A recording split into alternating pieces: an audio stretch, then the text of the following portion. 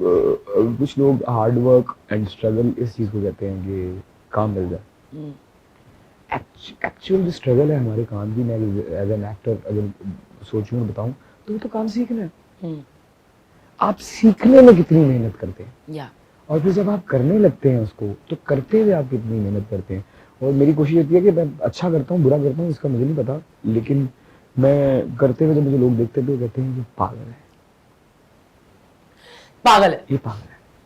But you have to be a certain level of like not have inhibitions, and I think यहाँ पे पाकिस्तान में और especially society में, हमारी society में, and I'm talking about the even the diaspora south subcontinent की, कि if you are unabashedly yourself, you are out there, you are तो पागल है, you know, anything that's not contained is पागल। अच्छा मैं एक बात आपको बताऊं छोटी सी, मैं ज्यादा तो नहीं घूमा लेकिन मैं जितने भी 10-15 मुल्कों में गया हूँ लोग सारे एक जैसे होते हैं। उधर भी किसी को पागल कर देते हैं, वो जो मेहनत करेगा उसको इज क्रेजी।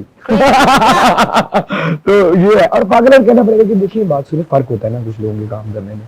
कुछ लोग जो हैं वो बहुत ज्यादा पैम्पर्ड होते हैं।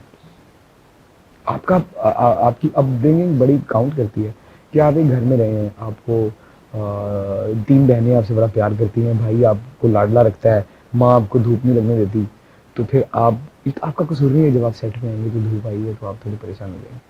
और हम जैसे लोग जो नहीं, I don't agree with that. I don't agree with that. I don't think that people coming from privilege are not hardworking. मैं आपको ये बात कह रहा हूँ, आप बिल्कुल अग्री ना करें, मैं सिर्फ अपनी बात बता रहा हूँ कि मुझे ऐसा लगता है। आपको लगता है? हाँ मुझे ऐसा लगता है। ओके। हाँ तो मैं इसलिए